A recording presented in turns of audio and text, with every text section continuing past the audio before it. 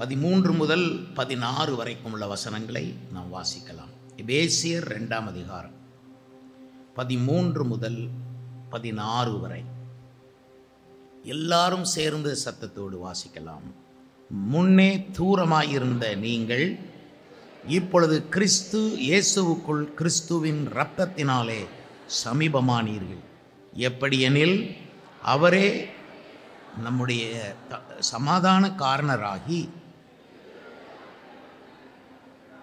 இருதிறத்தாரையும் ஒன்றாக்கி பகையாக நின்ற பிரிவினையாகிய நடுச்சுவரை தகர்த்து சட்ட திட்டங்களாகிய நியாய பிரமாணத்தை தம்முடைய மாம்சத்தினாலே ஒழித்து இருதிறத்தாரையும் தமக்குள்ளாக ஒரே புதிய மனுஷனாக சிருஷ்டித்து இப்படி சமாதானம் பண்ணி பகையை சிலுவையினால் கொன்று அதனாலே இருதிறத்தாரையும் ஒரே சரீரமாக தேவனுக்கு ஒப்புரவாக்கினார்.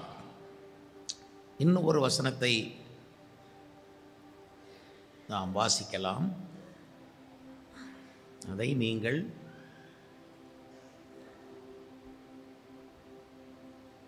2 நாளாகமம் புஸ்தகத்திலே 10வது அதிகாரத்திலே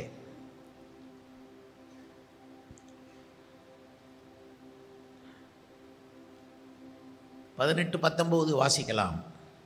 2 நாளாகமம் 10, 18, 19. பின்பு ராஜாவாகிய ரெகொபெயாம் பகுதி விசாரணைக்காரனாகிய அதோராமை அனுப்பினான். இஸ்ரவேல் புத்திரர் அவனை கல்லெறிந்து கொன்றார்கள். அப்பொழுது ராஜாவாகிய ரெகொபெயாம் தீவிரமாய் ரதத்தின் மேல் ஏறி எருசலேமுக்கு ஓடிப்போனான். அப்படியே இந்நாள் வரைக்கும் இருக்கிறபடி இஸ்ரவேலர் தாவீதின் வம்சத்தை விட்டு கலகம் பண்ணி பிரிந்து போயிருக்கிறார்கள். எசேக்கியேல் புஸ்தகத்திலே அடுத்த வசனத்தை 37வது அதிகாரத்திலே நாம் கவனிப்போம். 37 எசேக்கியேலின் புஸ்தகம் 37, 17, 16, 17 2 வசனங்களை வாசிக்கலாம். எசேக்கியேல் 37ஆம் அதிகாரம் 16, 17 வசனங்கள். மனுபுத்திரனே, நீ ஒரு கோலை எடுத்து அதிலே யூதாவுக்கும் அதை சேர்ந்த இஸ்ரவேல் புத்திரருக்கும் அடுத்தது என்று எழுதி, பின்பு வேறொரு கோலை எடுத்து அதில் எப்ராயிமுக்கு அதை சேர்ந்த இஸ்ரவேல் வம்சத்தார் அனைவருக்கும் அடுத்த யோசேப்பின் கோல் என்று எழுதி அவைகளை ஒரே கோலாகும்படி ஒன்றோடொன்று இசையச் செய். அவைகள் உன் கையில் ஒன்றாகும். உட்காருங்கள்.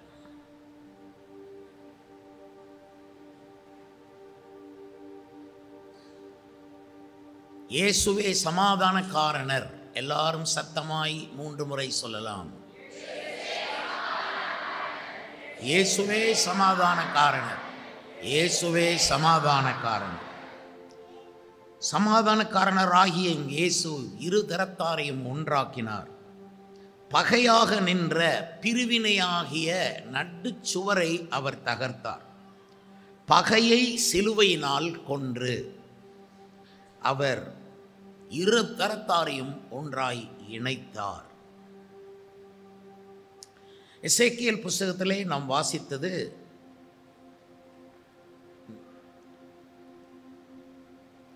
நீ 2 கோல்களை எடுத்து அதில் யூதா அதற்கடுத்த இஸ்ரவேலர்கள் என்றும் இன்னொரு கோலிலே யோசேப்பு எப்ராயிம் இவர்களுக்கு அடுத்த கோல் என்றும் அதில் எழுதி 2ஐயும் கொண்டு வந்து 2 கோலையும் ஒன்றாய் நீ இணைத்தால் அது உன் கையில் ஒன்றாகும் என்று எசேக்கியேலுக்கு இந்த வார்த்தையை அவர் சொன்னார். இப்போ பிரிவினை என்ற தலைப்பிலே நான் மனதிலே இதை குறித்து தியானித்து இதை குறித்து பேசும்படிக்கு பரிசுத்த தேவன் எனக்கு கூட இருந்தார். இதை தான் பேச வேண்டும் என்று. ஆண்டவர் யோவான் எழுந்த சுவிசேஷம் 17ஆம் அதிகாரத்திலே அவர் ஜெபம் பண்ணுகிறார் பிதாவை நோக்கி, நாம் ஒன்றாய் இருக்கிறது போல அவர்களும் ஒன்றாய் இருக்கும்படி வேண்டிக் கொள்கிறேன் என்றார். சீசர்கள் கூட்டத்திலேயே ஒன்றாய் இருக்க முடியாமல் அங்கே அவர்களுக்கு கஷ்டங்கள் இருந்தது. தங்களுக்குள் யார் பெரியவன் என்ற கேள்விகள் அங்கே இருந்தது. 12 பேருக்குள்ள பிரிவினையை கொண்டு வருபவன் பிசாசு. பிசாசு என்னைக்குமே பிரிவினையை விரும்புகிறவன். அவன் இந்த ஒற்றுமையாக இருப்பதை விரும்பவே மாட்டான், சேர்ந்து இருப்பதை விரும்பவே மாட்டான். அது கணவன் மனைவியாக இருந்தாலும் சரி, பெற்றோர் பிள்ளைகளாக இருந்தாலும் சரி, அது அரசாங்கம் பொதுமக்கள் என்ற நிலைமையில் இருந்தாலும் சரி, யாரும் ஒன்றாய் இருப்பது என்பதே அவனுக்கு பிடிக்காது. அதனால தான் பிரிவினையை அவன் அனுப்பி கொண்டே இருப்பான். ஒன்றாய் இருக்கிற சபைகளை பிரித்து விடுவான், ஒன்றாய் இருக்கிற குடும்பத்தை பிரித்து விடுகிறவன். நீங்கள் கொஞ்சம் பணம் சேர்த்து, கொஞ்சம் நல்ல திட்டமிட்டு கஷ்டப்பட்டு பணம் சேர்த்து சேர்த்து சேர்த்து சேர்த்து ஒன்றா வச்சிங்கன்னா அது அவனுக்கு பிடிக்கவே பிடிக்காது. பிசாசு அதை பிரித்து விடுவான். அவன் ஓய்ந்திருக்க மாட்டான், அது பிரிஞ்சு போகிற வரைக்கும் ஓய்ந்திருக்க மாட்டான். இதனால தான் கணவனை குறிவைத்து தாக்குவான். கணவன் அதை ஜெபத்திலே ஜெயித்து விட்டாரானால் மனைவியை தாக்குவான். அவள் ஜெபம் பண்ணி ஜெயித்து விடுவாளானால் பிள்ளைகளை தாக்குவான். ஒரு குடும்பத்துக்குள்ளே பிரிவினை கணவன் மூலமாய் வரலாம், மனைவி மூலமாய் வரலாம், பிள்ளைகள் மூலமாய் வரலாம். இவர்கள் எல்லாரையும் தாக்க முடியாவிட்டால் அந்நியரை உள்ளே அனுப்புவான், சொந்த பந்தங்களை உள்ளே அனுப்புவான், தூரத்து சொந்தங்களை உள்ளே அனுப்புவான், அல்லது சிநேகிதர்களை உள்ளே அனுப்புவான். எதற்கு அனுப்புகிறான்? பிரிக்கத்தான், குடும்பங்களை பிரிக்க. சாத்தானுடைய தூதர்களைப் போல, சாத்தானுடைய ஏஜென்ட்டை போல ஆட்கள் உங்கள் வீட்டுக்கு வருவார்கள். உங்களால் கண்டே பிடிக்க முடியாது. கிருபை இல்லாவிட்டால், பரிசுத்த ஆவி இல்லாவிட்டால் உங்களால் கண்டுபிடிக்க முடியாது. ஆவியானவரோடு நெருங்கி இல்லாவிட்டால் அவரும் உங்களோடு பேசுவது உங்களுக்கு கேட்காது. ஆகவே பிரிவினையை பிசாசு விரும்புகிறான், எங்கேயும் விரும்புகிறான். இப்போ எடுத்துக்கொள்ளுங்க, ஒரு மனுஷன் ஒரு மனமாக இருக்கிறதே அவனுக்கு பிடிக்காது. அவனை டபுள் மைண்டாக அவனை ஆக்குறது. என்னைக்கு ஒரு மனமாக வந்தாங்களோ அங்கே தான் பரிசுத்தாவியான இறங்குவார் அப்படின்னு பிசாசுக்கு தெரியும். அதனால் ஒரு மனம் விடமாட்டான். அந்த ஒரு மனம் வர்றதுக்காக 10 நாள் அநேக சீஷர்கள் எருசலேமின் மேல் மாடியிலே காத்திருந்து ஜெபத்திலும் வேண்டுதலிலும் தரித்திருந்தார்கள். அந்த ஒரு மனம் வர்றதுக்காக தான். இல்லாட்ட ஒரு மனம் வராது. குறைஞ்சது 10 நாள் ஆகும். ஒரு 10 நாள் ஜெபம் பண்ணி அவங்க எல்லாருடைய இருதயமும் ஒரே இருதயம் போல் ஆன உடனே பரிசுத்தாவியாக. அதனால் அது ரொம்ப கஷ்டமான விஷயம். இயேசுவே ஜெபம் பண்ண வேண்டியதாச்சு. நாம் ஒன்றாயிருப்பது போல பிதாவே அவர்களும் ஒன்றாயிருக்கும்படி வேண்டிக் கொள்கிறேன் என்று அவர் சொல்லக்கூடிய அளவுக்கு இருந்தது. சிமியோனின் பிரிவினைகள் ஏராளம் என்று அவனுடைய தகப்பன் ஆசீர்வதிக்கும் போது சொன்னான். பிரிவினைகள் ஏராளம். பிரிக்கப்பட்ட மனமுடையவர்கள் ஒரே குடும்பத்தில் இருப்பார்கள், பிரிந்து இருப்பார்கள். ஒரே வீட்டுக்குள் இருப்பார்கள், பிரிந்து இருப்பார்கள். அது பிசாசனுடைய ஆளுகை. உங்களுக்குள்ளே என்னவெல்லாம் பிரிந்து கிடக்கிறது என்பதை யோசியுங்கள். இது கடைசி காலத்து செய்தி. சபைகளை அவன் ஒன்றாக இருக்க விடமாட்டான். ஒரே சபை பெரிய சபையாய் வருவதற்கு அவன் விரும்பவே மாட்டான். அவனுடைய விருப்பத்துக்கு மாறாகத்தான் நாங்கள் பெரிய சபையை குறித்து பேசி கொண்டு வருகிறோம், அதுக்காக செயல்பட்டு கொண்டிருக்கிறோம் என்றால் எவ்வளவு ஜெபம் தேவை. சாசை எதிர்த்து போராடுகிற பெரிய கூட்டம் எழும்பி ஆக வேண்டும். சின்ன பிள்ளை போல இருக்கிற ஆட்கள் சபையில் ஆகாது, பிரயோஜனம் இல்லை. போர் செய்கிற போர் வீரர்களைப் போல முழங்கால் யுத்தம் செய்கிற பெரிய கூட்டம் மக்கள் சபைக்கு வர வேண்டும். அவர்கள் ஜெபம் பண்ணி இந்த பிரிவினையை உடைக்க வேண்டும். 4 ஆண்கள் ஒன்றா போகிறத பிசாசு விரும்ப மாட்டான். அந்த 4 பேரை அவன் 4 கருத்துக்களை கொடுத்து சிதறடித்து அவர்கள் டீ கடையிலே ஒன்று சேருவார்கள், சபையிலே ஒன்று சேர முடியாது. ஏன்னா டீ கடை பிசாசுக்கு ஒரு பொருட்டே அல்ல, சபைதான் பொருட்டு. இயேசு வரும்பொழுது சபையைத்தான் எடுக்கப் போகிறார். 4 ஆண்கள் ஒன்றா சேர்ந்து ஜெபம் பண்ண விடமாட்டான். அதே 4 ஆட்கள் டீ கடையில் டீ குடிக்க விட்டு விடுவான். அதே 4 ஆளை முழங்கால் போட்டு ஜெபிக்க விட மாட்டான்.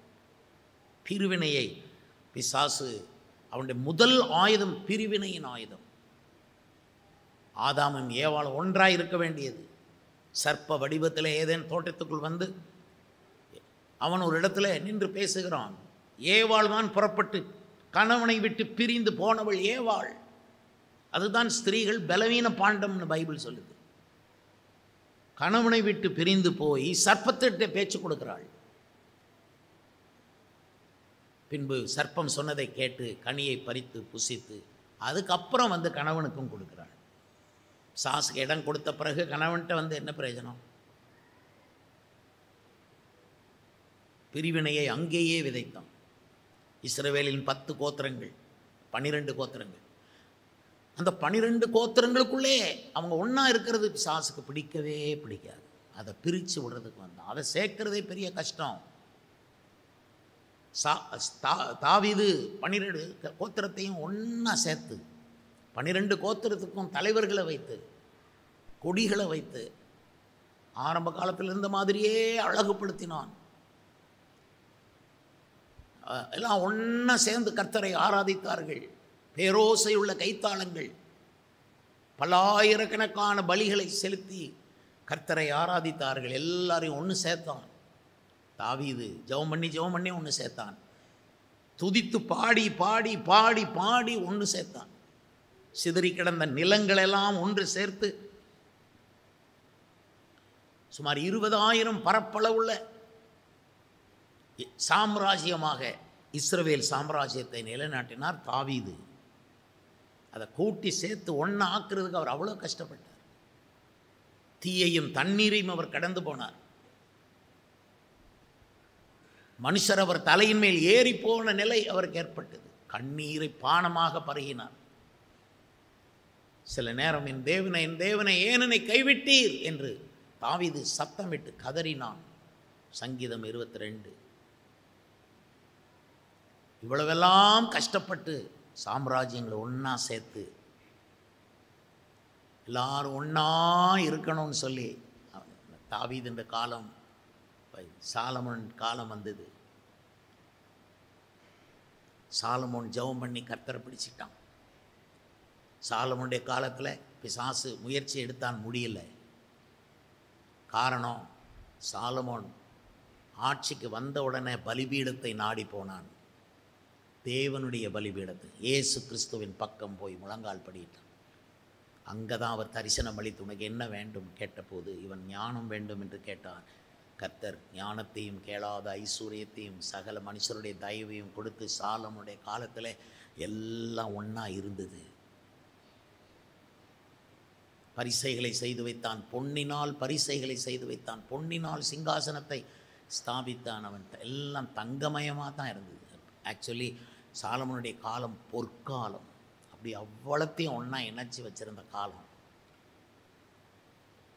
ஆனால் அவனுடைய மகன், அவனுடைய பேர் ரெகோபயாம். ரெகோபயாம் காலத்தில் இந்த 12 கோத்திரம் செதறி போச்சு. 2 கோத்திரம் தனியாக போயிட்டு 10 கோத்திரம் தனியாக வந்துட்டு தனியாக கலகம் பண்ணி பிரிந்து போய்விட்டார். அதைத்தான் நீங்கள் வாசித்தீர்கள் 10ஆம் அதிகாரம் கடைசி வசனத்தில். இந்நாள் வரைக்கும் இருக்கிறது போல அவர்கள் கலகம் பண்ணி பிரிந்து போனார்கள். தாவீதின் வம்சத்தை விட்டு, கவனிங்க, பக்தியான வம்சத்தை விட்டு, பரிசுத்தாவி பெற்ற பரிசுத்த சபை, அபிஷேக சபையை விட்டு 10 கோத்திரம் பிரிஞ்சு போய் பாரம்பரியமாக மாறிட்டு, 10 கோத்திரம் பிரிஞ்சு பாரம்பரியமாக வாழ்ந்து கொண்டு இருக்கிறார்கள். 2 கோத்திரம் தாவீதின் வம்சம், சின்ன அளவிலே இருக்கிற ஆவிக்குரிய சபைகள். கர்த்தருக்கு ஸ்தோத்திரம். பரிசுத்த ஆவிதான் முக்கியம் என்று காத்திருந்து உபவாசம் இருந்து ஜெபம் பண்ணி வசனத்தின்படி வாழ்பவர்கள். வெளியே தான் அவ்வளோ ஒழுங்கின இருக்குது. சபைக்குள்ளே ஒழுங்கின விடலாமா? விடக்கூடாது என்று சொல்லி சபையை ஒழுங்குபடுத்தி கொண்டே இருக்கும் ஒரு நல்ல ஆவிக்குரிய சபை. கர்த்தருக்கு ஸ்தோத்திரம். 2 கோத்திரம்தான் தாவீதுக்கு. தாவீதின் பேரை சொல்கிறதுக்கு அல்லது தாவீதின் பக்தியில் வர்றதுக்கு 10 கோத்திரம் பக்தியை விட்டுருச்சு, சங்கீதத்தை விட்டுருச்சு, ஜபங்களை விட்டுருச்சு. 10 கோத்திரம் செதறி போய் எங்கெல்லாம் என்னெல்லாமோ கண்டதையும் பண்ணி கடைசியில் வேறு வேறு தெய்வங்களெல்லாம் பார்த்து அதை பூசைகளை பார்த்து அங்கே இருக்கிற பெண்களை கல்யாணம் கட்ட ஆரம்பிச்சிட்டாங்க. கட்டி கலப்படமாகி அழுக்காகி 10 கோத்திரம் பிரிஞ்சு தனியாக அவங்க போனதே சரியாக போகல, கலகம் பண்ணி பிரிஞ்சு போனாங்க.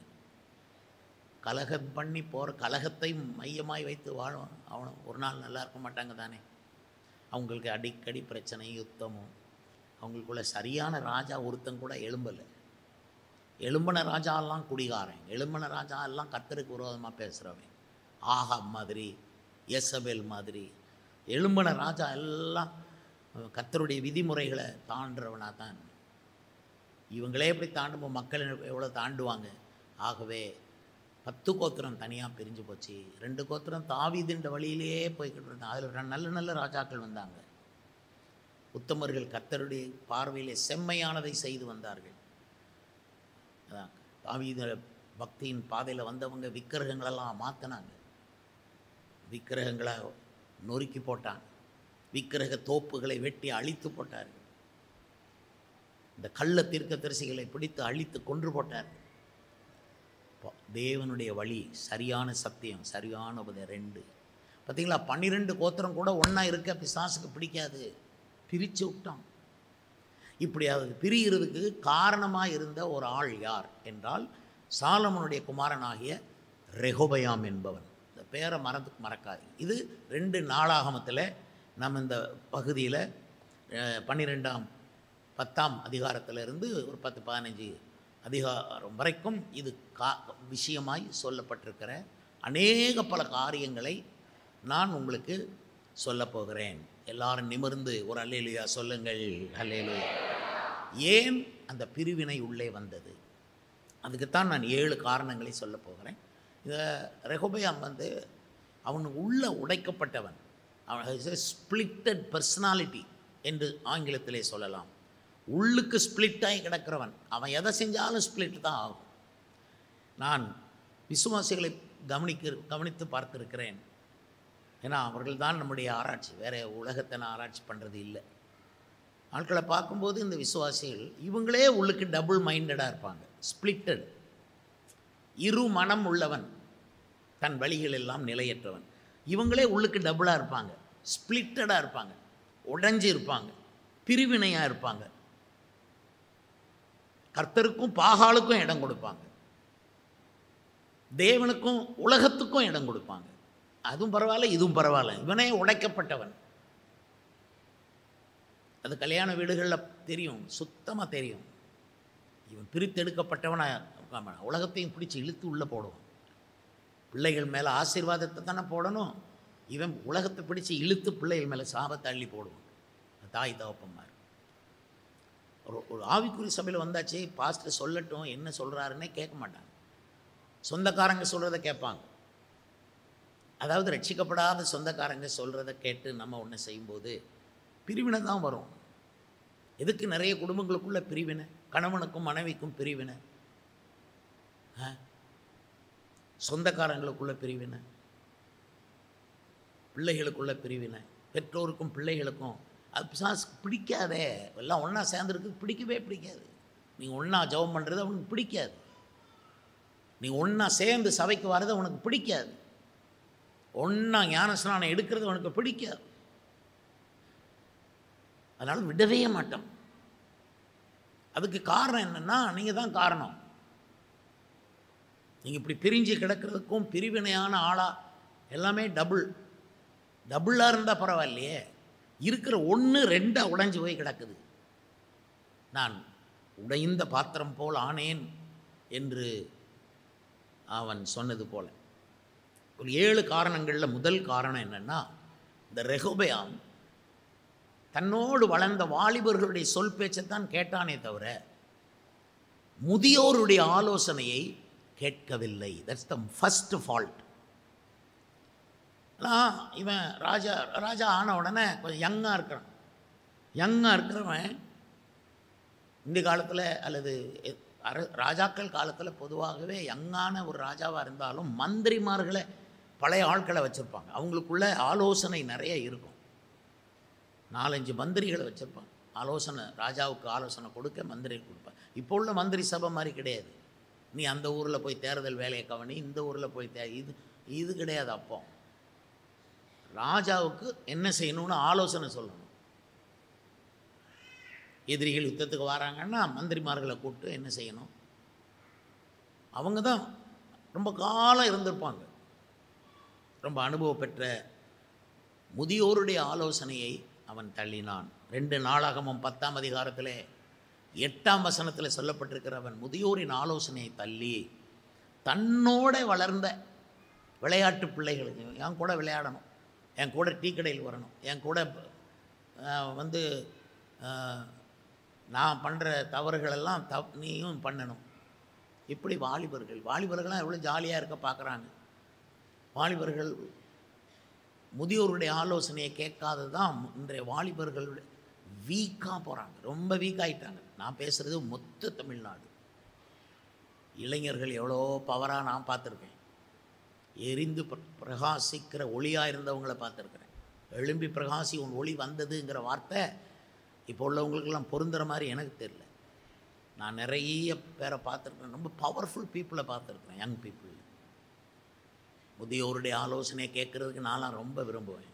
ஊழியத்தில் தரமான ஆட்கள் போய் அங்கெல்லாம் ஆலோசனை கேட்டு அவங்களுக்கு காணிக்கை கொடுத்துட்டு வர்றது என் வழக்கம். இன்றைக்கு வாலிபர்களை தமிழ்நாடு முழுவதும் செக் பண்ணி பாருங்கள், அவன் பெரியவங்க கிட்டேயே போக மாட்டாங்க. அவங்க இந்த கூட வளர்கிற வாலிபர்களோடையே பேசி ஒரு கூட்டத்தை சேர்த்து இந்த மாதிரியாக பண்ணி, ஏன்னா அவங்களுக்காக பெரியவங்கன்னா அலர்ஜி, திருத்தங்களை சொல்லுவாங்க அலர்ஜி, உபதேசத்தை கொடுப்பாங்க அலர்ஜி, செய்கிறது தவறுன்னு சுட்டி காட்டுவாங்க அலர்ஜி. எங்கள் இஷ்டத்துக்கு நாங்கள் வாழணும், எங்கள் இஷ்டத்துக்கு ஊழியம் செய்யணும்னாலும் இஷ்டத்துக்கு ஊழியம் செய்வோம். இப்படி இளைஞர்களுடைய தன்னோடு வளர்ந்தவங்களோட ஆலோசனையை தான் கேட்டான். அவன் என்ன ஆலோசனை கொடுத்துட போகிறான்? டேய் வாடா, நம்ம 2 பேரும் விளையாட போவோம், டேய் கொஞ்சம் ஒயின் குடிப்போம் வாடா, அதெல்லாம் தப்பு இல்லைடா வாடா. கூட வளர்ந்த வாலிபர்களுடைய சொல்ல பேச்சா கேட்டு எத்தனை பேர் தேவராஜ்யத்தில் இருந்து விலகி 10 கோத்திரத்தில் போய் சேர்ந்து பிரிந்து போனார்கள். முதியோருடைய ஆலோசனையை ஒரு நாளும் தள்ளக்கூடாது. ஆலோசனைகள் அதிகம் இருந்தால் சுகம் உண்டாயிருக்கும் என்று வேதம் சொல்லுகிறது. நீதிமொழிகள் 11:14. ஐயோ, போதகரின் ஆலோசனையை நான் தள்ளி அவருடைய சொல்ல கேளாமல் போனேனே. வியாதிப்பட்டு ஒடுங்கி போகிற நேரம் மனுஷன் கதறுவானான். கொஞ்சம் குறைய சபைக்கு உரியவனா இல்லாமல் தள்ளப்பட்டு போனேனே என்று நீ கதறுவாய், நீ ஆலோசனையை தள்ளினவன் அப்படின்னு நீதிமொழிகளில் 5ஆம் அதிகாரம் 11 முதல் 14 வரை சொல்லியிருக்குது. கர்த்தருக்கு ஸ்தோத்திரம் உண்டாவதாக. தேவனுடைய ஆலோசனையை தள்ளுற பரிசேயர் சதுசேயர் மாதிரி முதிர்ந்த ஆலோசனை தள்ளிட்டு சிம்பிள் விஷயங்களே, பாட்டில் கூட சத்தான விஷயத்தை வைக்காமல் சிம்பிள் விஷயத்தை போட்டு, அதனால் உங்களுக்கு யார் ஆலோசனை கொடுக்கறதுன்னு பாருங்கள். உங்களுக்கு அனுபவப்பட்டவங்க ஆலோசனை கொடுக்கல அப்படின்னா நிலச்சி நிற்காது, அந்த கட்டடம் நிலச்சி நிற்காது, அந்த 12ம் ஒன்றா இருக்காது, கட்டாயம் 10 தனியாக போயிடும், 2 தான் வச்சுக்கிட்டே இருக்கணும்.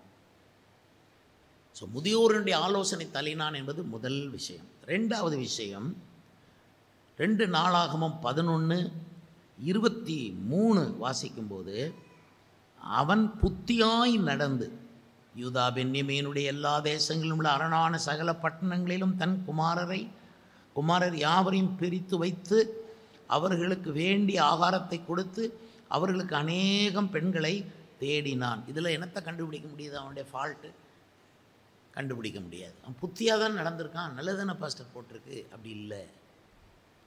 எப்போ புத்தியாய் நடந்தான் என்பது தான் கேள்வி.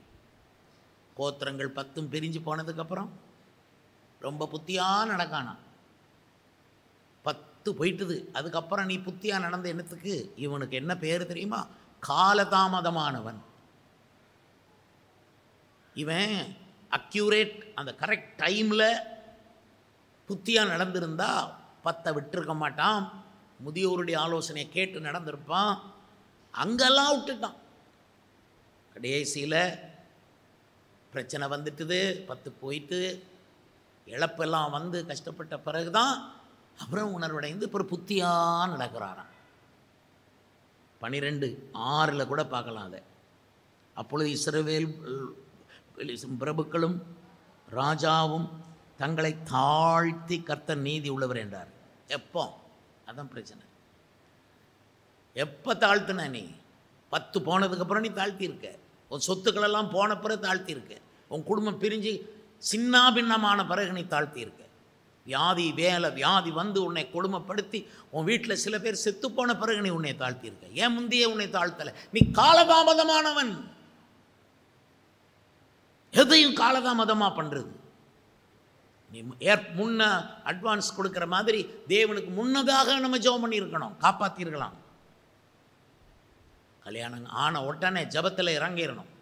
அப்புறம் பிறக்கிற பிள்ளைகளெல்லாம் கர்த்தர் காப்பாற்றுவார்.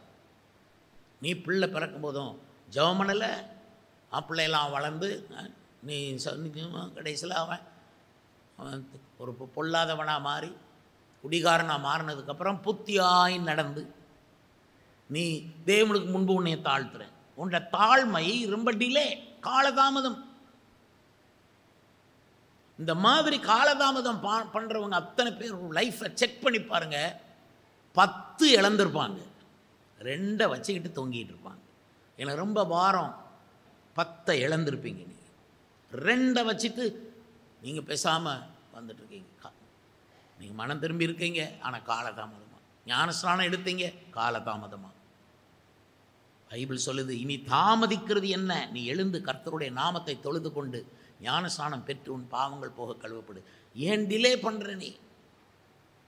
நீ தாமதம் பண்ணுகிறாய். உன்னை தாமதம் பண்ணுகிற ஒவ்வொரு நொடியும் உன் சந்ததிக்கு ஆபத்து. நீ தப்பிச்சாலும் தப்பிச்சிருவ. ஏன்னா நீ சபையில் வந்துட்ட, இயேசுவண்டை வந்து விட்டாய். ஆனால் உன் சந்ததி தப்பாது. உன் காலத்தில் இந்த தண்டனை வரலனாலும் உன் பிள்ளைகள் காலத்தில் வந்துடும் பிரிவினை. 10 இழப்பாங்க உன் பிள்ளைகள். நான் நினைப்பேன், சில கடைகளெல்லாம் பார்ப்பேன், அவள் அப்பா கஷ்டப்பட்டு சம்பாத்தியம் பண்ணி ஒரு பெரிய கடையை கட்டி கொடுத்துருப்பார். இவன் வியாபாரம் பார்க்க தெரியாமல் கூட வளர்ந்த பையங்களோட குடித்து விரித்து ஒரே ஜாலி ஃபோன், கடைக்குள்ளே ஃபோனை கொண்டு போய் பார்த்துக்கிட்டே இருந்த வியாபாரம் பார்க்குறவன் வியாபாரம் உருப்படவா செய்யும்? கடையை இழந்து, சொத்தை இழந்து, அதுக்கப்புறம் காலதாமதமாக கர்த்தர்கிட்ட வந்து, ஐயோ ஆண்டவரே இனி மன்னியும், நான் இனி ஒழுங்காக நடக்கிறேன், உமக்கு பிரியமாக நடக்கிறேன். கைகால் உடைஞ்ச பிறகு ஒருத்தன் மனம் திரும்பி என்ன பிரயோஜனம்? விபத்தில் சிக்கி பிரச்சனையான பிறகு மனம் திரும்பி என்ன பிரயோஜனம்? நிறைய நல்ல மனம் திரும்புதல்களை நீங்கள் ஆஸ்பத்திரியில் தான் பார்க்கலாம். ஆஸ்பத்திரியில் போய் ஊழியம் பண்ண போங்க, நிறைய பேர் மனம் திரும்புறதை பார்ப்பீங்க. ஐயா நாங்கள் செஞ்ச தப்பு தான், ஐயா மன்னிங்க, ஐயா இயேசுவே மன்னி. இவ்வளோ நோய் வந்த பிரதான மன்னிப்பு கேட்குறேன். நீ காலதாமதமானவன். 3ஆவதாக 2 நாளாகமம் 11:17 வாசிக்கும்போது, இப்படி 3 வருஷம் மட்டும் யூதாவின் ராஜ்யத்தை பலப்படுத்தி சாலமோனின் குமாரனாகிய ரெகொபெயாமை திடப்படுத்தினார்கள். தாவீதும் சாலமோனும் நடந்த வழியிலே 3 வருஷம் மட்டும் தாவீதும் சாலமோனும் நடந்த வழியிலே எவ்வளோ நாள் நடந்தாங்கன்னு சொல்லுங்கள்? நடந்தார்கள். அப்போது இவங்கெல்லாம் தற்காலிகமானவர்கள். இந்த 3 வருஷம் மட்டும்தான் கர்த்தரை பின்பற்றுவாங்க. நிரந்தரம் கிடையாது. இவங்க டெம்பரரி பீப்புள். இந்த சபைக்கு இப்போ வாரேன், சும்மா வந்துட்டு இருக்கேன், இப்போ எனக்கு வேறு பொக்கிடம் ஒன்றும் இல்லை, எங்கேயாவது போவோம். 3 வருஷம் மட்டும் வருவாங்க. அதுக்கப்புறம் ஆளை காணும். கொஞ்ச நாள் கர்த்தரை பின்பற்றிட்டு அதுக்கப்புறம் ஆளை காணும். நம்ம அங்கிட்ட ஆண்டவரே ஆண்டவரே, எனக்கு தெரியாது, நீ யாருன்னே தெரியலன்றவர்.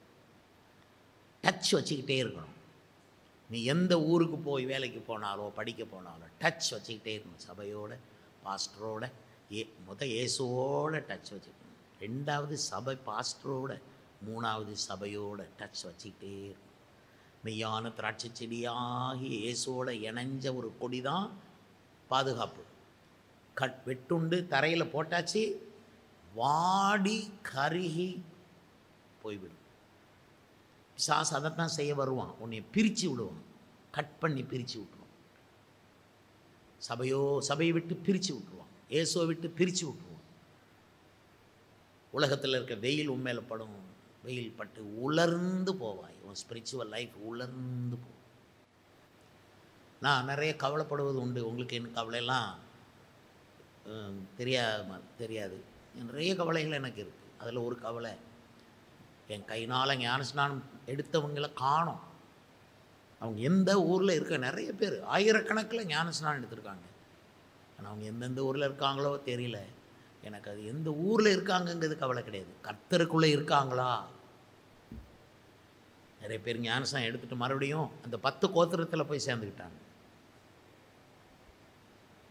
குறிப்பிட்ட 3 வருஷம்தான் சபைக்கு வருவாங்க, அதுக்கப்புறம் ஆளை காணும். சிலர் கல்யாணம் வரைக்கும் சபைக்கு வருவாங்க. கல்யாணம் ஆணிச்சு இந்த மாப்பிள்ளையை காணும், பொண்ணை காணும். ஒரு உடன்படிக்கை கிடையாது, இயேசுவோட உடன்படிக்கை கிடையாது. நான் விருந்து விட்டு போக வேண்டான்னு சொல்லலை. எல்லோரும் எங்களை மாதிரி இருக்க முடியாது. எங்களுக்கு விருந்து வீடும் கிடையாது, மாமனாரும் கிடையாது, மாமியாரும் கிடையாது. எங்களெல்லாம் ஆண்டவர் சுத்தமாக ஊழியக்காரனாக பிரித்து எடுத்து கொண்டு வந்தார். ஆரம்பத்தில் ஊழியத்துக்கு எந்த இடையூறும் வராமல் நான் எந்த உறவினர்களுக்கும் நான் வச்சுக்கல. என் பாட்டில் பிரித்தெடுக்க இயேசு மட்டும்தான் நம்பியிருந்தேன். மாமே மச்சான் இதுகளெல்லாம் உள்ளவங்க படுற பாடு பாருங்கள். அந்த ஆளை பிரியப்படுத்துறதுக்கு ஒரு நாள் சர்ச்சுக்கு வராமல் இருக்கணும், இந்த ஆளை பிரியப்படுத்த ஒரு நாள் சர்ச்சுக்கு போகாமல் இருக்கணும், இந்த ஆளை பிரியப்படுத்த ஞானஸ்நானம் எடுக்காமல் இருக்கணும், இந்த ஆளை பிரியப்படுத்துறதுக்கு ஏகப்பட்ட நகையை தூக்கி போட்டுக்கிட்டு வரணும். தற்காலிகமாக கர்த்தரை பின்பற்றுறீங்களா, நிரந்தரமாக பின்பற்றுறீங்களா? கொஞ்ச காலம் இயேசுவை பின்பற்றிட்டு அப்புறம் விட போகிறீங்களா? இல்லை. நானும் உன் வீட்டார் போவென்றால் அவரையே சேவிப்போம், மரணபரியந்தம் அவரை சேவிப்போம். எதுவும் எங்களை கிறிஸ்துவை விட்டு பிரிக்க முடியாது. இப்போ 3 வருஷம் மட்டும் இருந்து புத்தியாக நடந்துட்டு அதுக்கப்புறம் அது தப்பு. 3 வருஷம் ஜெபம் பண்ணேன், அதுக்கப்புறம் ஜெபம் பண்ணலை. 3 வருஷம் பாஸ்டர் சொல்ல கேட்டுட்டு அதுக்கப்புறம் என்ன ஆச்சுன்னு தெரியல. இப்படிலாம் இருக்கக்கூடாது. கடைசி வரை அந்த பாஸ்டர் கொடுக்குற ஆலோசனையில் நம்ம இருக்கணும். நான் 3 காரியம் சொன்னேன். 1 முதியோரின் ஆலோசனை தள்ளி நான், 2 காலதாமதமானவன், 3 தற்காலிகமானவன், 4வது வித்தியாசம் தெரியாதவன்.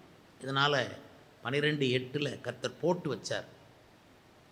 ஆனாலும் என்னை சேவிக்கிறதற்கும் அந்நிய தேவர்களின் ராஜ்யங்களை, அந்நிய தேசங்களின் ராஜ்யங்களை சேவிக்கிறதற்கும் இருக்கிற வித்தியாசத்தை, ஆனாலும் என்னை சேவிக்கிறதற்கும் அந்நிய தேசங்களின் ராஜ்யங்களை சேவிக்கிறதற்கும் இருக்கிற வித்தியாசத்தை அவர்கள் அறியும்படிக்கு அவனை சேவிக்கிறவர்கள் ஆவார்கள். அவனை சேவிக்கிறார்கள். கர்த்தர் இந்த வித்தியாசத்தை பார்த்துட்டு வான்னு விட்டுருவார். நானே நினைப்பேன், ஆண்டவரே ஞானஸ்நானம் எடுத்தோடனே ஏன் நீங்கள் விடணும்? அவன் தான் போகிறான்னா இப்போ 4 கொடுத்து தட்டி கொண்டு வரக்கூடாதா அப்படின்னு அவன் போய் வித்தியாசத்தை பார்த்துட்டு வரட்டும். ஆனால் கர்த்தர் அந்த சபைங்கிற விஷயத்தில் ரொம்ப ஒழுக்கப்படுத்தினார். சபையை ஒழுங்குபடுத்துறது ரொம்ப ஒழுங்குபடுத்து. அந்த நேரங்களெல்லாம் கர்த்தர், நான் கவலைப்பட்டு சொல்லுவேன், இந்த ஆள் ஏன் போச்சு? அப்போலாம் கர்த்தர் சொல்லுவார், போயிட்டு வரட்டும், பேசாமல் இரு. கர்த்தர் சொல்கிறார், எனக்கு சொல்லி கொடுத்துருக்கார். நீ ஏன்பா அழுகிற, எப்போ பார்த்தாலும் நீ ஏன்பா கவலைப்படுற என்னைய பார்த்து? எனக்கு ஒரு ஆள் சபையை விட்டு போனவுடனே மேடையில் அழுதுகிட்டு நிற்பேன். விசுவாசிகளுக்கு பாஸ்டர் ஏன் அழுகான்னு தெரியாமல் பரியாசம் பண்ண ஆட்களும் உண்டு. இவர் எப்போ பார்த்தாலும் இப்படி தான் மேடையில் அழுதுகிட்டே இருக்கிறது. இந்த கோயிலுக்கு வந்தாரே ஒரே அழும கேலி பண்ண ஆண்கள் பெண்கள் உண்டு. எனக்கு தெரியும், ஐயையோ ஒருத்தன் போயிட்டே. ஃபஸ்ட்டு ஒரு விசுவாசி போனால் அதுக்கு நீங்கள் ஏன் பாஸ்டர் புலம்புறீங்க, ஏன் பாஸ்டர் கண்ணீர் விடுறீங்க, இதெல்லாம் என்ன பாஸ்டர்? நான் என்ன சொல்லுவேன்னா, அப்படிப்பட்ட எனக்கு ஆறுதல் சொல்ல வர்றவங்கள பார்த்து சொல்லுவேன், நீ உனக்கு 10 பிள்ளை இருந்து ஒரு பிள்ளை செத்து போச்சுன்னா நீ உட்காந்து சிரிச்சுக்கிட்டு இருப்ப, அப்படி தானே? ஐயோ இல்லையே, அப்படி பண்ண மாட்டேனே, ஒரு பிள்ளையும் விட மாட்டேனே. பிள்ளைய பெற்றிருந்தா தெரியும். ஒரு விசுவாசியும் எங்களுக்கு 10,000 பேருக்கு சமம். ஒவ்வொரு இயேசுவன் நம்புகிற ஒவ்வொரு விசுவாசியும் எங்களுக்கு முக்கியம். எங்களுக்கு பிள்ளைங்க. இவன் வித்தியாசம் தெரியாமல் ஒரு நல்ல பாஸ்டருக்கும் மற்றவங்களுக்கும் வித்தியாசம் உங்களுக்கு தெரிகிறதுக்காகத்தான் ஆண்டவர் சில இன்னொரு பாஸ்டர்கிட்ட உங்களை கொண்டு போவார். எப்படி நடக்கிறாங்கன்னு பார்த்துட்டு அப்புறம் வாங்க. நீ குடிச்சிட்டு சாராயம் குடிச்சிட்டு கோயிலில் வந்து உட்கார்ந்துருந்தாலும் உன்னை யாரும் ஒன்றும் சொல்ல மாட்டாங்க. அத்தகைய பாஸ்டர் கோழைகள் ஒன்றும் சொல்ல தெரியாது. அங்கே போய் மாட்டிடுவார். தங்கள் கோணலான வழிகளுக்கு திரும்புகிறவர்களை கர்த்தர் அக்கிரமக்காரரோடைய போக பண்ணுவார். நீ கோணிட்ட, கர்த்தருடைய வழியை விட்டு கோணிட்ட, கர்த்தர் அக்கிரமக்காரரோட போ பரவாயில்ல போ போ போ போ அப்படி விட்டுருவார். நீ 3 வருஷம் கழித்து தான் கண்டுபிடிப்ப, ஐயோ கோணலான ஆள்கிட்ட வந்து சேர்ந்துட்டேனே, தப்பான ஆள்கிட்ட வந்துட்டேனே. ஐயோ ஆரம்பத்தில் கண்டுபிடிக்கும். உனக்கு தான் ஒன்றுமே கண்டுபிடிக்க தெரியாது. ஜெபிக்கிறவன்ல கண்டுபிடிப்பான், உபவாசம் பண்ணுறவன் கண்டுபிடிப்பான், கிருபை உள்ளவன் கண்டுபிடிப்பான், ரட்சிப்பை பாதுகாக்கிறவன் கண்டுபிடிப்பான், பரிசுத்தாவி பெற்றவன் கண்டுபிடிப்பான். நீ வெளுத்ததெல்லாம் பாலும்ப, பிறகு எல்லாரையும் பேயும்ப. சொல்லாத கர்த்தருடைய பிள்ளையே, நீ வித்தியாசம் தெரியாத ஒரு மகனாக இருக்காத. கர்த்தருக்கும் பாகாலுக்கும் வித்தியாசம் தெரியணும். இயேசுவுக்கும் பேலியாளுக்கும் வித்தியாசம் தெரியணும். பரிசேயர் சதுசேயர் உபதேசத்துக்கும் இயேசு உபதேசத்துக்கும் வித்தியாசம் தெரியணும். பரிசுத்தாவி பெற்றவங்களுக்கும் பெறாதவங்களுக்கும் வித்தியாசம் தெரியணும். ஆவிக்குரிய சபைக்கும் மற்ற சபைகளுக்குரிய வித்தியாசம் தெரியணும் உங்களுக்கு. நாங்களாக எல்லாத்தையும் வருஷப்படுத்தி சொன்னால் மற்ற சபைகளை நாங்கள் கொஞ்சம் குறைச்சி பேசுகிற மாதிரி எங்களுக்கு பேர் வந்துடும். ஏன்னா ஒளிபெருக்கில் நாங்கள் அதை பேச முடியாது. நீங்கள் கண்டுபிடித்து கொள்ளணும். கட்டாயப்படுத்தி யாரோ ஒருத்தர் என்னை பேச சொன்னால் அப்போ நான் ஒரு 10-20 பாயிண்ட்டை நான் எடுப்பேன். அது தேவையில்லை, அது தேவராஜ்யத்தை கட்டாது. அதனால தான் நாங்கள் அதை செய்கிறது. நீ கண்டுபிடித்து கொள்ளணும். உண்மைக்கும் பொய்க்கும் வித்தியாசத்தை கண்டுபிடிக்கணும். சத்திய சபைக்கும் சாதாரண நிலைமைக்கும் நீ வித்தியாசத்தை கண்டுபிடிக்கணும். இவனோ ரெகொபெயாம் வித்தியாசம் தெரியாதவன். அதனால் வித்தியாசம் தெரியட்டும் ஆண்டவர் விட்டுட்டு அவர் சற்றே ஒதுங்கி போய் நின்றார்.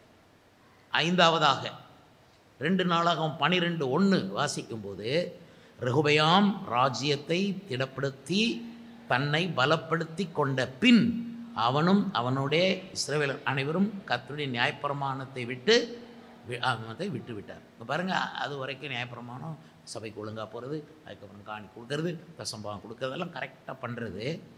அதுக்கப்புறம் இந்த ரெகொபெயாம் ராஜ்யத்தை திடப்படுத்தி தன்னை பலப்படுத்தி கொண்ட பின்பு, அது வரைக்கும் கர்த்தரை சேவிக்கிறது, தன்னை பலப்படுத்தின பிறகு கிளம்பிடுறது. இப்படி தான் பண்ணிட்டான் இவன். விட்டு விட்டார்கள், கர்த்தருடைய நியாயப்பிரமாணத்தை விட்டு விட்டார்கள். எப்போ கர்த்தருடைய நியாயப்பிரமாணத்தை விட்டு விட்டார்கள்?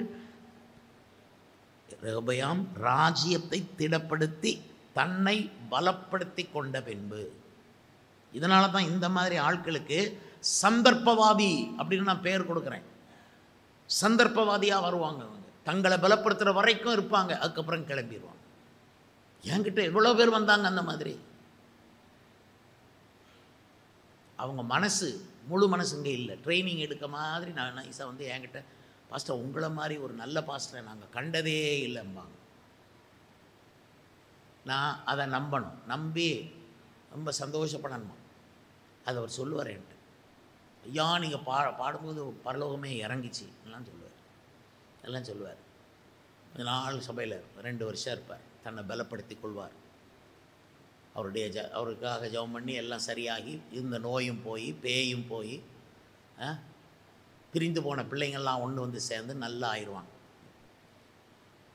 அதுக்கப்புறம் பாருங்கள், தன்னை பலப்படுத்தி கொண்டு ராஜ்யத்தையும் பலப்படுத்தி கொண்ட பிறகு கர்த்தரையும் அவருடைய பிரமாணத்தை விட்டு விலகினார். அதுக்கப்புறம் சபையை விட்டு விலகுவாங்க. இவங்கெல்லாம் யார்? சந்தர்ப்பத்துக்கு வர்றவங்க. நீங்கள் யாராவது சந்தர்ப்பவாதி இருக்கிறீங்களா? அந்தந்த சந்தர்ப்பத்துக்கு சிலர் ரொம்ப சந்தர்ப்பவாதி. யார்கிட்ட எப்படி பேசி மயக்கணுமோ அப்படி பேசி மயக்கிட்டு தங்கள் லாபத்தை, தங்களுக்கு லாபம் வரணும், அப்படி தான் நிற்பாங்க. சபையில் சந்தர்ப்பவாதிகளை பார்க்குறது இல்லை. நாங்களுக்கு தந்தாலும் தராட்டாலும் கர்த்தருக்காக காத்திருப்போம், இயேசுக்காக வரோம், அப்படி சத்தியத்துக்காக வரோம், உபதேசத்துக்காக வரோம். ஆறாவதாக, ரெகொபெயாமுடைய காலத்தில் ஏன் அந்த கோத்திரங்கள் 10 பிரிஞ்சு போச்சு? ஆறாவதாக, அவன் கொஞ்சத்தில் திருப்தியானவன். கொஞ்சம் இருந்தாலும் திருப்தி ஆயிடுறான். 2 நாளாகமும் 12:7 வாசிக்கும்போது அங்கே சொல்லியிருக்கிறது, அவர்கள்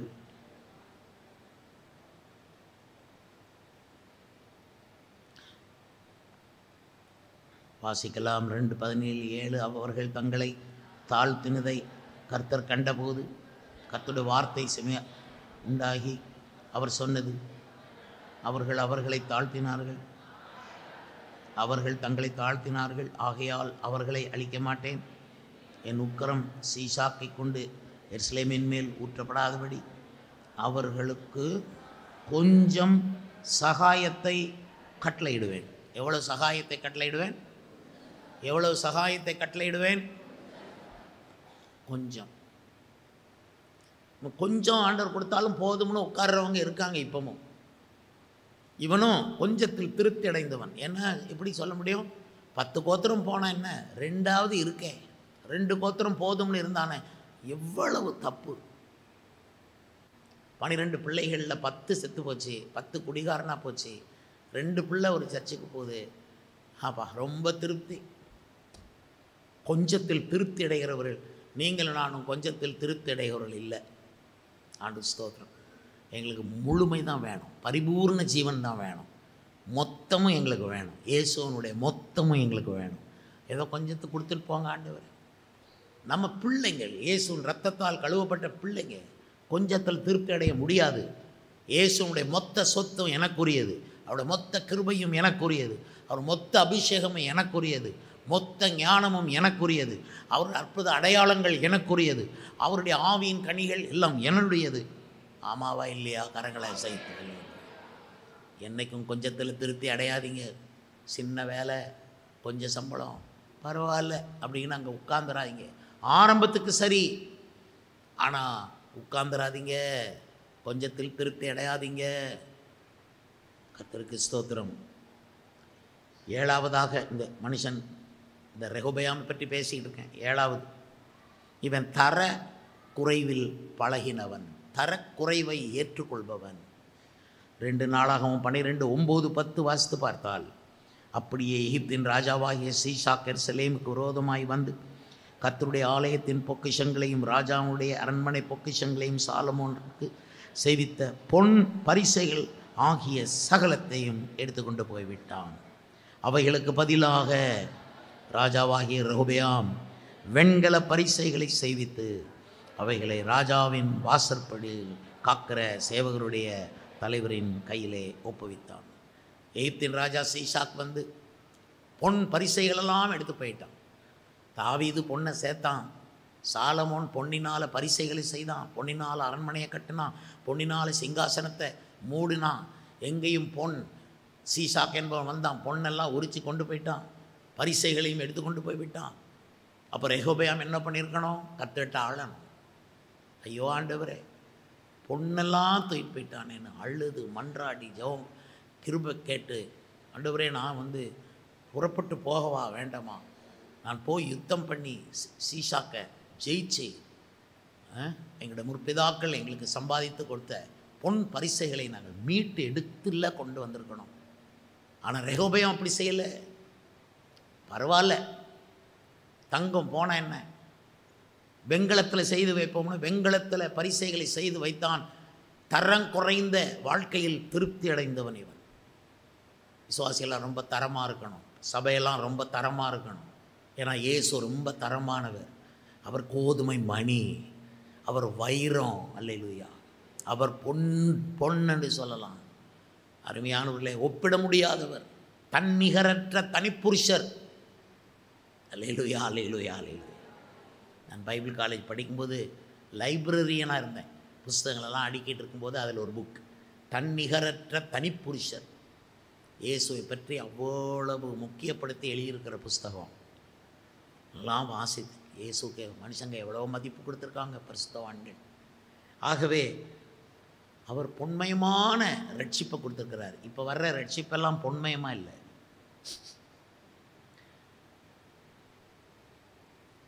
தர குறைஞ்ச ரட்சிப்பு தான். நீ ஒழுங்கா கோயிலுக்கு வந்தால் சுவாக்கிடுவாரா? ஒழுங்கா கோயிலுக்கு வந்தால் என் கஷ்டமெல்லாம் போயிடுமா? தர குறைஞ்சது. ஐயா, பாவ மன்னிப்பு நிச்சயத்தை பெற்றுக்கொள்ளணும், இயேசுவோடு இணைந்த வாழ்க்கை வேணும், மூழ்கி ஞானஸ்நானம் பெறணும், அவரோடு உடன்படிக்கை செய்து நிலைத்து நிற்கணும், அவர் கொடுக்குற முழுமையையும் பெற்றுக்கொள்ளணும், தரமான ஆசீர்வாதங்களை பெற்றுக்கொள்ளணும். கர்த்தருக்கு ஸ்தோத்திரம் உண்டாவதாக.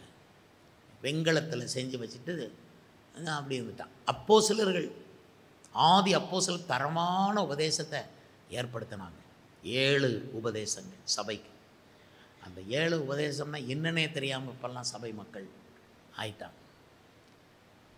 அவங்களுக்கெல்லாம் கதாநாயகன் வேணும். ஒரு பாஸ்டரை கதாநாயகனாக மட்டும் பார்த்துட்டு கிளம்பி போயிடுவாங்க. இங்கே நாங்கள் அப்படி செய்யலை. கர்த்தருக்கு ஸ்தோத்திரம். பூரண உபதேசத்தை கொடுத்து பொன்மயமான உபதேசத்தை மக்களுக்கு வழங்கி, விசுவாசிகளும் வெண்கலமாக வாழக்கூடாது, நீங்கள் பொன்னாக வாழணும். எதுக்காக உங்களை ஆண்டவர் சில பல புடமிட்டு சுத்திகரித்து சோதித்து கொண்டிருப்பார்னா, நான் சோதிக்கப்பட்ட பின் பொன்னாக மாறுவேன். அதுதான் பரலோகத்துக்கு போகணுமானா அந்த தரமான ஒரு வாழ்க்கை, தரமான ஆசீர்வாதங்கள். தரமெல்லாம் இல்லாமல் போச்சு பாஸ்டர், இந்த இருந்த மகிமை போச்சு அப்படின்னு யாராவது நினைப்பீங்கன்னா, இன்னைக்கு நான் உங்களுக்காக ஜெபிக்கிறேன். அதுக்கு தான் அந்த செய்தி கொடுக்கப்பட்டிருக்கிறது. ஒருவேளை உங்களை பலப்படுத்தி கொண்ட பிற்பாடு கர்த்தரை நீங்கள் விட்டிருந்தா திரும்ப வாங்க. கர்த்தாவே, என்னை நீர் விட்டுறாதே, நான் உம்மை விட்டாலும் நீர் என்னை விட வேண்டாம், அர்ப்பணிங்க. கர்த்தருக்கு ஸ்தோத்திரம். எல்லாரும் எழுந்து நிற்போமா. பிரிவினைக்கு இடம் கொடுக்கக்கூடாது. நிறைய பேருக்குள்ள பிரிவினை வந்து கொண்டிருக்கிறது என்பதை தீர்க்க தரிசனமாய் உங்களுக்கு நான் சொல்லி கொண்டிருக்கிறேன். பெரிய பிரிவினைகள் விசுவாசியுடைய இதயத்திலிருந்து தொடங்கும், உன் மனசுக்குள்ளே இருந்து தான் தொடங்கும் பிரிவினை. ரெண்டாவது, உன் கணவரை அது பாதிக்கும், உன் மனைவி அது பாதிக்கும், உன்னோட பிள்ளைகளை அது பாதிக்கும். குடும்பத்தில் பிரிவினைகள் வரும். அதை வரவிடாமல் தடுக்கிறதுக்கு இன்றைக்கி நம்ம எல்லாரும் எழுந்து நின்று கர்த்தரிடத்தில் ஜெபம் பண்ணி கர்த்தர் பாதுகாக்கும்படி செய்ய வேண்டும்.